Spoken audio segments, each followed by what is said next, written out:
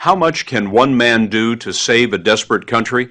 American entrepreneur Greg Carr is finding out, throwing himself and much of his fortune into one of the poorest places on earth. Mozambique in East Africa is a country of spectacular beauty, but it's been laid waste by decades of war, by malaria, and by HIV. It takes a lot of vision to see opportunity there, but Greg Carr thinks he's found it in a wildlife park called Gorongosa, which he believes could be the salvation of a nation and maybe a model for the world. The story will continue in a moment.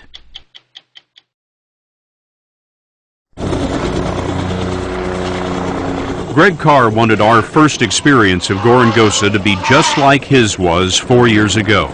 A helicopter ride to see the park's vast size and breathtaking diversity. When we flew over this, I said, this is it, because I mean, it's beautiful, it's magnificent. It's almost 1,500 square miles of African wilderness, lakes, plains, even a rainforest. Gorongosa spreads across the heart of Mozambique, a country that lies along the east coast of southern Africa on the Indian Ocean. Oh, wow. Carr can't fly over it without sounding like a kid. Okay, look at this. This is great. There he goes. We saw hippo, antelope, and elephant, but not many.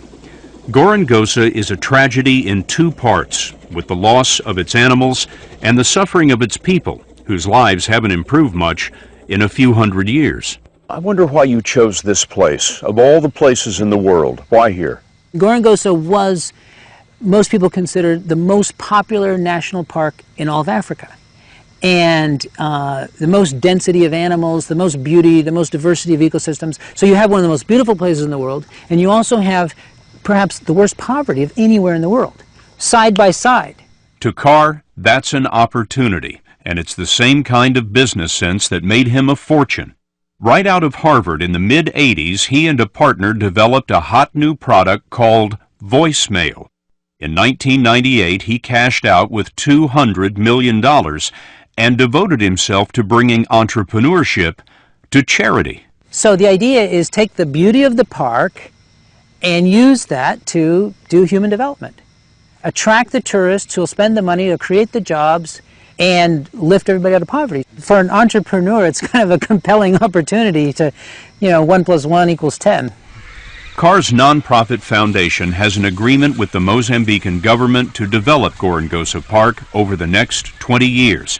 He's putting in $40 million of his own money to try to bring Gorongosa back to what it used to be.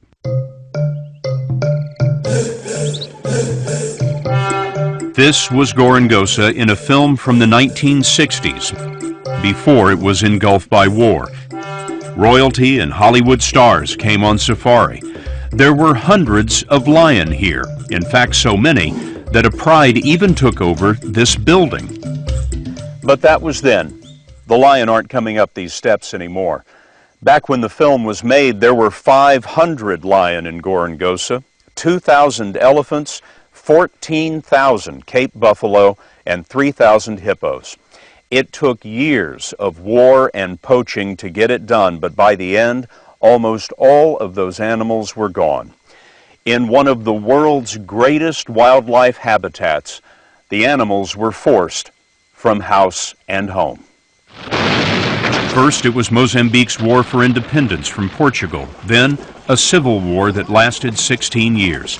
It turned Gorongosa into a battlefield and a slaughterhouse. When we came back, the animals were gone. Baldeo Chande was a ranger at the park before the Civil War ravaged Gorongosa. Tell me about the difference between what you saw before the war and the day that you came back. I couldn't believe, because I went out, inside the park, to look for the animals. I was excited and I wanted to see the animals like I used to see before. And unfortunately, for the first 2 or 3 weeks, I couldn't see a single animal. It was just bush, bush, bush, and no animals. The people fared little better. When the war ended in 1992, Mozambique was the poorest country on earth. 900,000 had been killed. Millions were run from their homes. Then the HIV/AIDS epidemic hit. Today, most people live in villages like this one, farming, mostly hand-to-mouth. As you can see, it's one of the poorest. Mateus Mutimba works with Greg Carr. You know, I noticed, hey, my man, a lot of the children have, their bellies are distended. Yes. They're obviously not well. Yes, in most cases, they are not even aware they are sick. When you come to a village like this, you really begin to understand one of the most shocking things about Mozambique, and that is that the average life expectancy in this country is about 40 years old. And in the next few years, they are expecting that to drop to about 35 years old. A lot of that's because of the HIV/AIDS epidemic and because of malaria, but part of it's also because folks like these can't get anywhere close to a nurse or a doctor. The clinics are very far away. The nearest is 19 kilometers from here. So when they are sick, they stay at home, pray and hope that they will get better. Now, compare that village we just saw with the future that Greg Carr sees. These are people from another village called Vinho. It's rush hour on the Pungwe River, which runs along Gorongosa Park. A couple of hundred of these villagers work for the park as rangers, cooks, and the like. You know, this is Venice with crocodiles, isn't it? We made the reverse commute. Carr wanted us to see the difference in Vinho village. You know, I have to think that there was a temptation for a big deal IT guy from America to come in and say, okay, we're going to put the school here, we're going to put the clinic there, we're going to put a road here, this is where the wells are going to go, right? That's what you wanted to do, wasn't it? If you come here with the, American CEO mentality, we're going to make a plan, we're going to do it, let's go and get out orders, that is the wrong way to do development in a rural place like this, because this is their village and they need to make those choices. When Carr first visited 4 years ago, school met underneath that magnificent baobab tree. That was the school, and they had a blackboard under it. After the villagers told him they wanted a new school, Carr spent $100,000 helping them to build it. And just across the road, there was a line waiting at the new clinic they asked for, built for $200,000. Mozambique needs 750 of these rural clinics to serve the people who now don't have any health care at all. And how many of these have you built? This is our first one. This is number one. This is it. Out of how many do you we imagine? want to build 25. Among the villagers, Carr's treated like a rock star. This woman told him she could never go to school before, but now, thanks to an adult education class, she can write her name. Como está? Vinho, oye. Gorongosa, oye. Okay. But even with all the wealth that the 200 jobs, a clinic, and a school have brought to Vinho, Carr has still got to convince the villagers to help Gorongosa succeed. We need to decrease the amount of poaching of animals in the park because tourists want to see animals. Tourists are returning to Gorongosa in small numbers, but to attract more, Carr knows that he needs animals. A lot more animals. There's some baboons right over there. Oh, yeah, big guy. He does have one thing in abundance. Watch the crocodiles as we skimmed over the lake. The problem is big game are scarce, so Carr is trucking in new animals from all over Africa. What have you reintroduced so far? Last year we did wildebeest, and they've already started having calves, so that's exciting.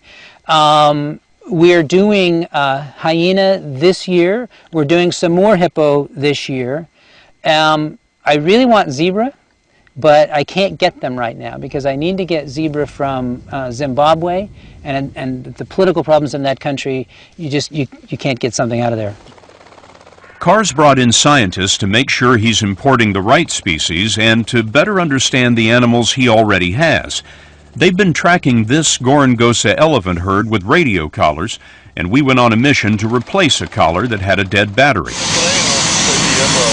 Dr. Corbus Roth has come from South Africa to help in the operation. First, he prepares the tranquilizer. And how long will the elephant be out? We'll have 40 minutes at least before she starts to wake up. Is that all you need? Yeah, in a normal operation, that's more than enough to change the collar. Roth flies in and fires the dart. Then it's a matter of waiting until the dose knocks her out. While they wait, they drive off her caps so they won't have to knock it out too. The ground crew moves in, taking off the old collar, getting blood samples. Understanding the health of these elephants will help ensure the success of a herd that Carr is bringing in from South Africa. By doing this, we'll be able to make thousands of other elephants safe. They put a blindfold over her eyes to help keep her calm, and they're pouring water on her to keep her cool. The new radio collar is going on around her neck. You can tell that she's doing reasonably well because you can feel her breath coming out of her trunk. Very strong, very hot, breathing very well. In just a moment, they'll inject her with an antidote, and if everything goes as planned, she should wake right up. When I tell you to go, you just go. Run to the car. We go. It takes her just a little more than 2 minutes to stagger back to her feet. Wow. Oh boy.